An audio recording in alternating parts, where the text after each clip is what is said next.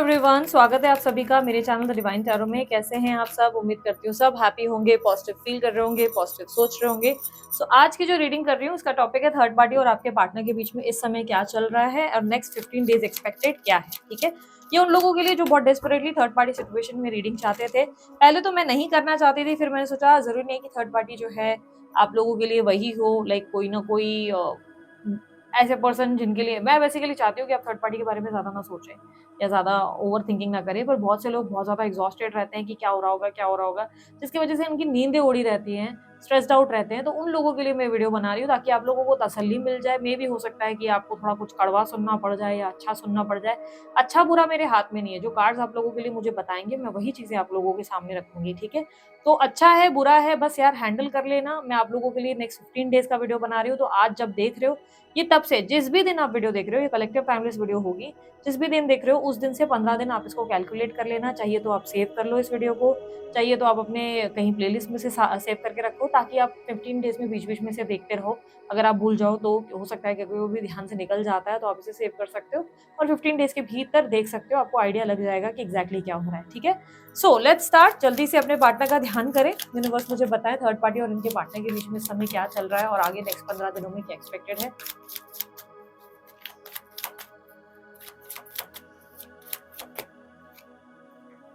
Empress, Nine of Wands, Six of Pentacles, Ten of Wands, the Fool. Universe please guide third party और इनके partner के बीच इस समय क्या चल रहा है और नेक्स्ट 15 डेज में क्या होगा। एनवायरमेंट, फॉरगिवनेस, इनकी थर्ड पार्टी सिचुएशन में नेक्स्ट 15 डेज क्या एक्सपेक्टेड है, प्लीज गाइड। वर्गो, सोलर काम। ठीक है, जिस इंसान से आप डील कर रहे हो मोस्ट लाइकली मेष राशि, वर्गो राशि या जेमिनी यानी कि मिथुन राशि, वृषभ राशि या कर्क राशि के हो सकते हैं। बहुत स्ट्रांगली तुला राशि के भी हो सकते हैं। ठीक है, बर्थ नंबर्स में 11, 10 या 13 या 3 नंबर या 6 नंबर या 14 नंबर या 24 नंबर या 23, 29 नंबर भी बहुत स्ट्रांगली हो सकते हैं। नंबर 5 भी रिफ्लेक्ट हुआ है। ठीक है, स्ट्रांगली आपके पार्टनर के बर्थ नंबर्स में हो सकते हैं। बर्थ मंथ्स में अगर देखूँ तो मार्च का मंथ, अगस्त का मंथ, जुलाई का मंथ, सितंबर का मंथ बहुत स्ट्रांगली रिफ्लेक्ट हुआ, अप्रैल भी है। ठीक है, ये बर्थ मंथ्स में हो सकता है। आप जिस इंसान से डील कर रहे हो, लेट मी सी कि वो इस वक्त आपको लेकर क्या सोच रहे हैं। यूनिवर्स मुझे बताएं इस वक्त इस इंसान के बारे में गाइड करें, वो क्या सोच रहे हैं इनको लेकर। जस्टिस, ओके, आपके पार्टनर पॉसिबिलिटी है अगर आपसे बातचीत नहीं कर रहे हैं या कम्युनिकेशन कम है या लेट्स से बातचीत हो भी रही है, दोनों सूरतों में बताऊंगी। नो कांटेक्ट में अगर हैं तो ये डेफिनेटली आपसे कम्युनिकेशन करने के बारे में सोच रहे हैं या सोच रही हैं। रीजन, इन्हें लगता है कि इन्होंने आपके साथ कुछ चीजें अनफेयर करी, कुछ चीजें थी जो उन्होंने आपके साथ गलत करी और आपके साथ वो करना नहीं चाहिए था। तो इनके मन में ऐसी फीलिंग है कि यार मैंने उस इंसान के साथ इस पर्सन की वजह से गलत कर दिया, काश मैंने नहीं ऐसा कुछ किया होता। तो इसको लगता है कि अब इसको जस्टिस करना चाहिए आपके साथ। इस पर्सन को महसूस होता है कि मैंने अभी इस इंसान के साथ जस्टिस नहीं किया, मुझे इसके साथ न्याय करना चाहिए। कुछ तो है जो इन्होंने आपके साथ बहुत गलत किया, शायद आपको गलत जज किया, किसी के कहने पे इन्फ्लुएंस्ड हो गए या आपको किसी और पर्सन की वजह से झटके से छोड़ दिया, आपको मौका नहीं दिया समझने का। तो अब उनके अंदर वो स्ट्रांग रियलाइजेशन है कि बिकॉज ऑफ दिस फलाना पर्सन मैंने इस इंसान को हर्ट किया है। तो ये व्यक्ति आपके साथ पैचअप या एक चीजों को ठीक करने की इच्छा रखते हैं या रखती हैं। अभी करंटली इनको ये डेफिनेटली लग रहा है कि यस ये इंसान इससे तो मच बेटर है। ठीक है, ऐसा क्यों लग रहा है और ऐसा क्या हो रहा है, let me just tell you. आपके पार्टनर इस वक्त ना फ्रीडम चाहते हैं अपनी लाइफ में। उन्हें लगता है अपनी रिलेशनशिप में फ्रीडम नहीं है, उन्हें अपनी रिलेशनशिप में आजादी चाहिए। वो जिस भी थर्ड पार्टी से डील कर रहे हैं वो एग्जॉस्ट हो गए, उसके हरकतों से, उनके बिहेवियर से तंग आ चुके हैं। आप समझ लो कि उस इंसान को हर दिन समझाना पड़ता है, सिखाना पड़ता है, बताना पड़ता है कि वो क्या है, वो क्या सोचते हैं, क्या करते हैं या क्या चाहती हैं। हर समय उन्हें एक्सप्लेन करना पड़ता है उस पर्सन को, जिससे वो बहुत तंग आ चुके हैं। ये वो टाइम है जहाँ पर आप समझ लो कि ये व्यक्ति रिस्क लेने के लिए तैयार है। ये व्यक्ति अपने जीवन में खुश रहना चाहते हैं। इन्हें लग रहा है ये खुश नहीं है, ये हंसते नहीं है, ये अपनी लाइफ में एक लोनलीनेस का शिकार कर रहे हैं। ऐसा लग रहा है कि जैसे इनके माइंड में बैठ गया कि मैं सबके लिए सोचता रह गया, सोचती रह गई और कोई ऐसा इंसान नहीं है जिसने मुझे भी समझा हो, मुझे भी मेरी भी कंसर्न की हो, किसी ने मेरी भी वैल्यू की हो। और इन जिन लोगों के लिए मैं इतना पागल हुआ जा रहा हूँ या हुई जा रही हूँ, ये पर्सन जो है, ये इंसान ने भी मेरे को कंसिडर नहीं किया, वैल्यू नहीं किया। थर्ड पार्टी की बात कर रही हूँ। Third party on the other side बहुत ज्यादा एटीट्यूड में है, क्योंकि एम्प्रेस का कार्ड ये रिप्रेजेंट कर रहा है कि थर्ड पार्टी जो है वो एटीट्यूड में है, बहुत ज्यादा इनको कंट्रोल करने की कोशिश कर रहे हैं। बिकॉज विद 9 ऑफ वॉन्ड्स ये रिप्रेजेंट कर रहा है कि उन्हें लग रहा है कि वो जो कर रहे हैं वो राइट कर रहे हैं, ठीक है। वो आपके पार्टनर को बहुत ज़्यादा कंट्रोल कर रहे हैं, नहीं सुन रहे हैं, तो वो अपना एटीट्यूड या बिहेवियर चेंज कर देते हैं। सडनली आपके पार्टनर को बहुत ज़्यादा छोटा महसूस कराया जाता है या बहुत ज़्यादा उल्टा-सीधा बोल दिया जाता है या उन्हें लिटरली इग्नोर किया जाता है। घर में उनकी इमेज भी खराब कर दी जाती है, लिटरली ऐसा दिख रहा है कि घर में उनकी इमेज बहुत बिगाड़ दी जाती है या उनको बहुत ज़्यादा सुनाया जाता है। थर्ड पार्टी थोड़ी-सी अहंकारी या इगोइस्टिक एनर्जी में दिखाई दे रहे हैं। ऐसा लग रहा है कि वो जो भी कर रहे हैं उन्हें लगता है कि वो गलत नहीं है, क्योंकि उन्हें लगता है कि आपके पार्टनर ही गलत हैं, वो ही ऐसे हैं। वो बहुत ज़्यादा उनको कंट्रोल करने की कोशिश करते हैं और ऐसा लग रहा है नेक्स्ट 15 डेज़ में भी यही पैटर्न उनका देखने को मिलेगा, जहाँ पे थर्ड पार्टी को लगेगा कि मैं तो थक गया, मैं तो थक गई यार, इस इंसान को तो अक्ल ही नहीं आनी है, मैंने इस इंसान का इतना ज़्यादा बोझ उठाया हुआ है, इतना इस इंसान के लिए मैं ये करता हूँ, वो करता हूँ, फलाना करता हूँ, ये कर देती हूँ, बट ये इंसान है कि ये इंसान को मेरी वैल्यू ही नहीं है, इसको मेरी बात समझ ही नहीं आती। ऑन दी अदर साइड आपके पार्टनर इस बात से परेशान है, उनको लग रहा है कि मैं कितनी अंडरस्टैंडिंग दिखाऊँ, मैं कितना समझूँ, हर समय मैं ही क्यों समझूँ, हर समय मैं ही क्यों कंसर्न दिखाऊँ, मुझे ही तुम्हें सामने वालों को क्यों वैल्यू करना है, इस तरीके की एनर्जी जहाँ पर वो बहुत परेशान नज़र आ रहे हैं। देखो, अगर आपके थर्ड पार्टी और आपके पार्टनर के बीच में कोई लव रिलेशनशिप वाला कनेक्शन है और आप सोच रहे हो कि कोई दोनों के बीच में इंटीमेसी वगैरह है, तो नहीं, मुझे ऐसा लग रहा है सेक्सुअली ज़्यादा इन्वॉल्व नहीं, या इंटीमेसी फिलहाल के लिए तो नहीं है, नेक्स्ट 15 डेज़ के लिए तो बिल्कुल नहीं है। नेक्स्ट 15 डेज़ इन लोगों के ऊपर तो बहुत ज़्यादा स्ट्रेस और टेंशन ही दिख रहा है, जिसमें ऐसा लग रहा है कि ये दोनों खुद ही एक-दूसरे से एग्ज़ॉस्ट हो रहे हैं। थर्ड पार्टी को चाहिए कि आपके पार्टनर पूरा कंट्रोल में रहे, उनकी बात माने, अगर वो उनकी बात नहीं सुन रहे तो वो उनसे चिढ़ रहे हैं, उनको जानबूझ के अपने करीब नहीं आने देते या नहीं उनकी कोई बात मानते। और आपके पार्टनर को लगता है कि यार, ये इंसान जो है वो हमेशा सिर्फ़ अपने मतलब के लिए जी रहा है, उसको सिर्फ़ अपना फ़ायदा चाहिए, अपनी कंसर्न है, मेरे लिए ये कर दो, वो कर दो, सिर्फ़ इसको यही चाहिए और ये इंसान ने मेरी सच में कोई केयर नहीं करी, ठीक है? ऑब्स्टेकल में क्लियरली दिख रहा है 6 ऑफ पेंटिकल का कार्ड, जो रिप्रेज़ेंट कर रहा है कि इनको लगता है रिलेशनशिप में इक्वल गिव एंड टेक नहीं है।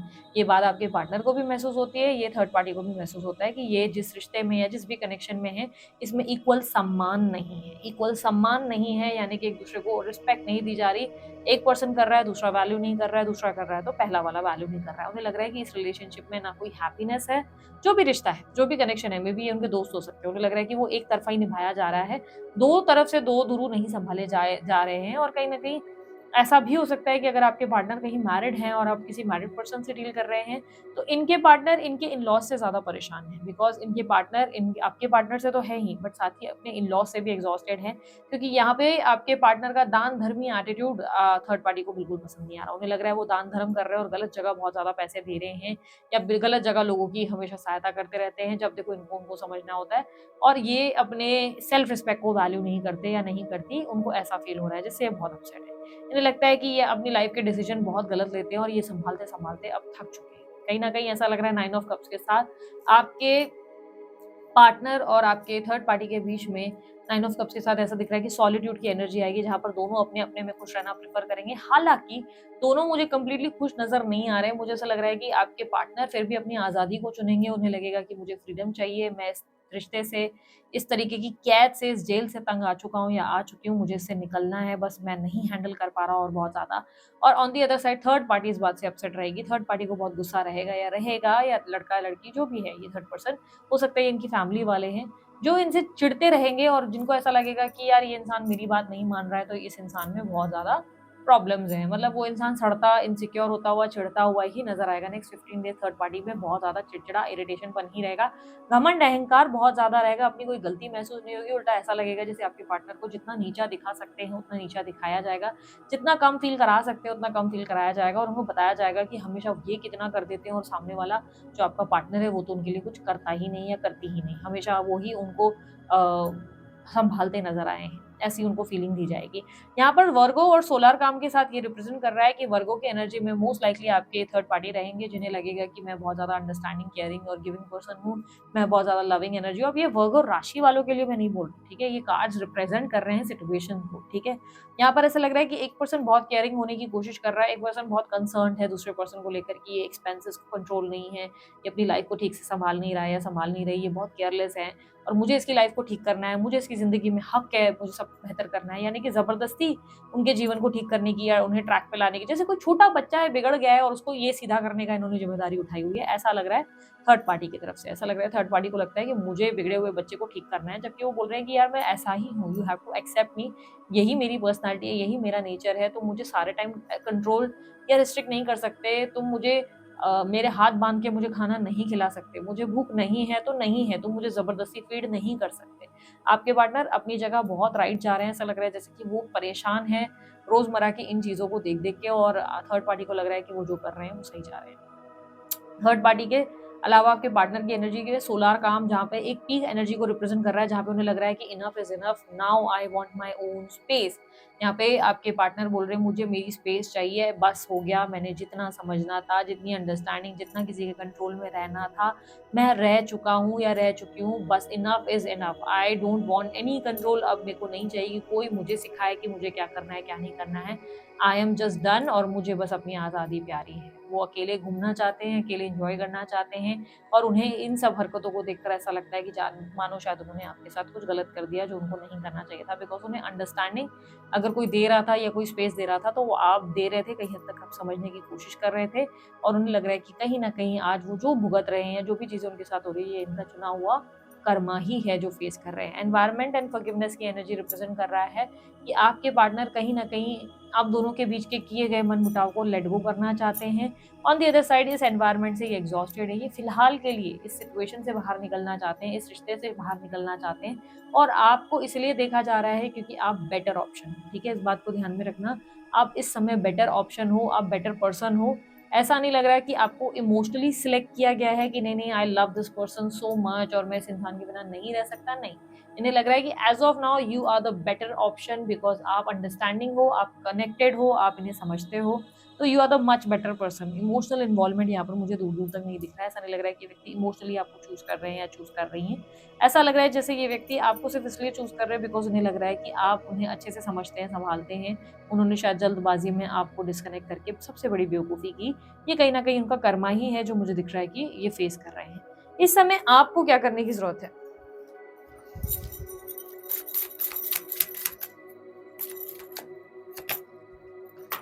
6 of swords, you need to move ahead. आप नहीं इनको पकड़ सकते, आप इनको मत पकड़ो। आप ये अपनी सेल्फ रिस्पेक्ट को वैल्यू करो और आगे बढ़ो। आप ये नहीं कर सकते अपने आप के साथ। अगर आप सोच रहे हो नहीं नहीं मैं तो गले लगा लूंगा, बाहों में ले लूंगा, ले लूंगी, नहीं। यू हैव टू अंडरस्टैंड इस वक्त के लिए आप बेटर ऑप्शन हो। आप हमेशा के लिए इमोशनली इस इंसान के लिए बेटर ऑप्शन नहीं है।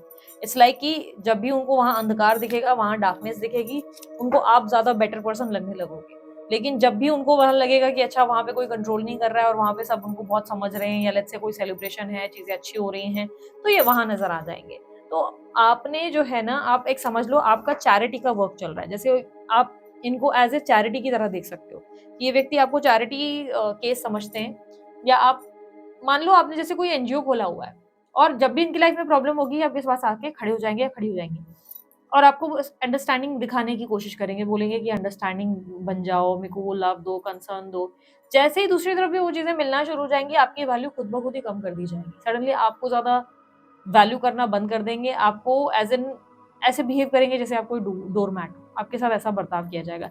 इसलिए यूनिवर्स आपको कह रहा है choose your own self respect. 6 of swords आपको आगे बढ़ने के लिए कह रहा है, ना कि पीछे उस इंसान के साथ एडजस्ट या कॉम्प्रोमाइज करने के लिए कि नहीं नहीं अब आ गया मेरा बाबू सोना, अब मुझे इस इंसान के साथ पैचअप या इसके साथ जो है रिश्ता दोबारा से शुरू कर लेना चाहिए। ये बेवकूफ़ी मत करना। So this is it. यदि आप लोगों की रीडिंग अच्छी लगी, लाइक शेयर सब्सक्राइब कीजिएगा, ढेर सारा प्यार कीजिए, और उसके अलावा कोई जानकारी चाहिए डिस्क्रिप्शन बॉक्स और स्क्रीन पर आपको मिल जाएगी। अभी के लिए इतना ही। बाय, टेक केयर, ओम साई।